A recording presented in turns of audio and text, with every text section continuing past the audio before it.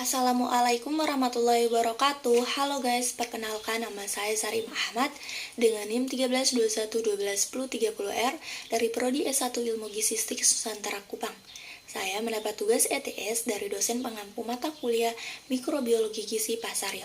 Baik, kita langsung saja menjawab soal yang pertama. Yang pertama, mengapa penting seorang ahli gizi mempelajari mikrobiologi? Baik, saya akan menjawab. Seorang ahli gizi mempelajari mikrobiologi karena memiliki hubungan yang erat dengan kesehatan dan nutrisi. Salah satu alasan penting bagi seorang ahli gizi mempelajari mikrobiologi adalah pengaruh mikroorganisme pada pencernaan. Ya, mikroorganisme terutama bakteri yang hidup di saluran pencernaan manusia memiliki peran penting dalam pencernaan, proses penguraian dan fermentasi makanan, dan sintesis beberapa nutrien penting. Memahami interaksi antara mikroorganisme dan pencernaan manusia dapat membantu ahli gizi dalam merancang diet yang seimbang dan memastikan penyerapan nutrisi yang normal. Baik, kita masuk saja yang pertanyaan berikutnya. Bagaimana pendapat Anda dari teori abiogenesis dan biogenesis? Ya, menurut saya, teori abiogenesis adalah teori yang menyatakan bahwa kehidupan berasal dari senyawa organik ataupun benda mati. Berikutnya, menurut teori hiogenesis, kehidupan berasal dari makhluk hidup lain, bahwa sel hidup tidak berasal dari benda mati. Oke, selanjutnya nomor 2. Bunyi pertanyaan, mengapa bakteri anaerob tidak membutuhkan oksigen O2 dalam proses penghasilan energi ATP? Baik, saya akan menjawab.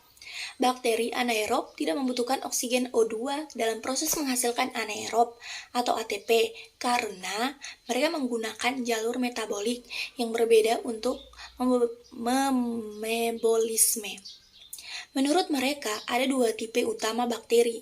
Yang pertama, bakteri anaerob fakultatif. Berikut ini dapat bertahan dan tumbuh baik. Bakteri ini dapat bertahan dan bertumbuh baik. Oksigen tersedia. Mereka dapat menggunakan respirasi aerobik untuk menghasilkan energi dengan memetabolisme glukosa dan nutrisi lain menjadi ATP. Menggunakan rantai transport elektron.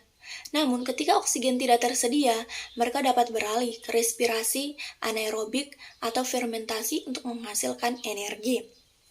Yang kedua, bakteri anaerob obligat.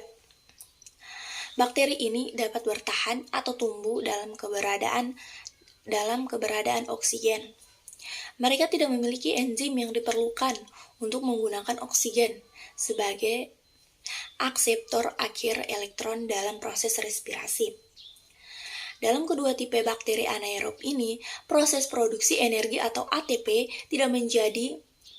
tidak terjadi tanpa oksigen karena jalur metabolik mereka telah beradaptasi untuk beroperasi dalam kondisi tanpa oksigen. Mereka menggunakan jalur alternatif untuk menghasilkan ATP dan memenuhi kehidupan energi sel mereka tanpa melibatkan oksigen dalam proses tersebut. Baik, kita lanjut ke nomor 3. Jelaskan proses metabolisme mikroorganisme aerob dalam penghasil ATP atau energi. Baik, saya akan menjawabnya. Berikut adalah tahapan proses metabolisme mikroorganisme aerob. Yang pertama, glikolisis. Proses ini dimulai dengan glikolisis yang terjadi di sitoplasma. Dalam glikolisis, molekul glukosa atau yang diperoleh dari makanan atau sumber nutrisi lainnya dipecah menjadi molekul pirufat. Selama proses ini, sejumlah kecil ATP dan NADH juga dihasilkan. Baik, yang kedua, siklus Krebs atau siklus asam sitrat. Setelah diglikolisis, pirufat memasuki mitokondria dan mengalami dekarboksilasi menjadi asetil koenzim A yang bergabung dengan oksalasetat untuk membentuk asam sitrat. Dalam siklus Krebs, asam sitrat kemudian melalui serangkaian reaksi yang menghasilkan ATP, NADH, FADH2, dan CO2. Siklus Krebs juga menghasilkan prekursor metabolit penting untuk reaksi biokimia lain dalam sel. Yang ketiga, rantai transport elektron. NADH dan FADH2 yang dihasilkan selama glisolisis dan siklus Krebs berfungsi sebagai sumber elektron.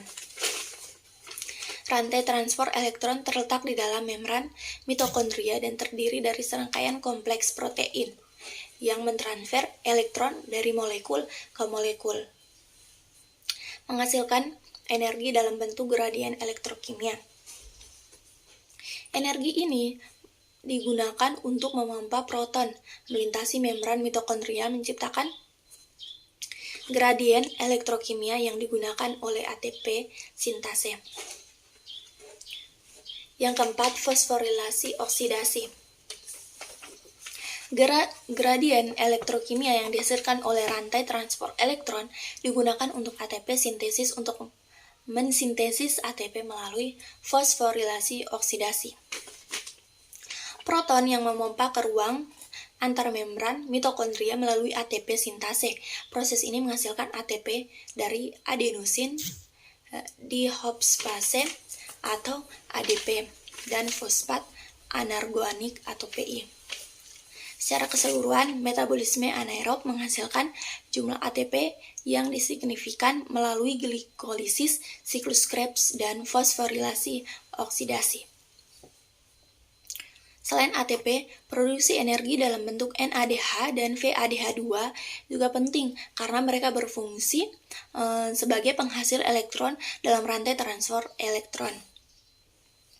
Proses ini kemungkinan mikroorganisme aerobik dengan efisiensi dan menghasilkan energi yang dibutuhkan untuk fungsi seluler dan pertumbuhan. Nah, pertanyaan nomor 4. Salah satu poin penting memahami pertumbuhan mikro adalah membantu dalam pencegahan dan pengendalian penyakit yang disebabkan oleh mikroorganisme. Apa kaitannya? Baik. Berikut adalah kaitannya. Yang pertama, identifikasi dan deteksi penyakit. Memahami pertumbuhan mikroorganisme memungkinkan kita untuk mengidentifikasi dan mendeteksi mikroorganisme penyebab penyakit dengan lebih baik. Dengan mempelajari karakteristik dan persyaratan pertumbuhan mikroba patogen, kita dapat mengembangkan metode identifikasi yang lebih efektif, termaksud tes laboratorium dan teknik diagnostik molekuler. Yang kedua, pencegahan infeksi. Dengan memahami kondisi optimal pertumbuhan mikroorganisme, kita dapat mengambil langkah-langkah pencegahan yang efektif untuk mengendalikan penyebaran penyakit. Oke, yang ketiga, pengembangan vaksin dan terapi. Studi tentang pertumbuhan mikroorganisme membantu dalam pengembangan vaksin dan terapi.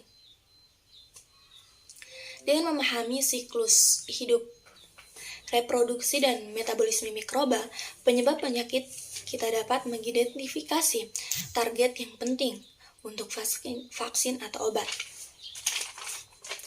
Misalnya, vaksin dapat dirancang untuk menginduksi respon imun terhadap antigen mikroba tertentu sehingga melindungi individu dari infeksi.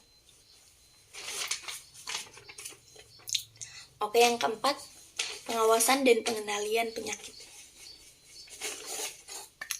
Dengan memantau dan mempelajari pola pertumbuhan mikroba penyebab penyakit, kita dapat mengidentifikasi peningkatan kasus penyakit atau wabah potensial. Informasi ini kemungkinan tindakan cepat dalam pengendalian penyakit seperti isolasi pasien, karantina, pengobatan yang tepat. Oke, dalam rangka pencegahan dan pengendalian penyakit, pemahaman yang mendalam tentang pertumbuhan mikroorganisme menjadi dasar penting untuk tindak yang efektif. Hal ini kemungkinan kita dapat mengembangkan strategi pencegahan yang lebih baik, vaksin yang efektif, terapi yang tepat. Oke, baik, terima kasih atas kesempatan yang diberikan. Bila ada kata yang salah, saya mohon maaf. Terima kasih. Wassalamualaikum warahmatullahi wabarakatuh.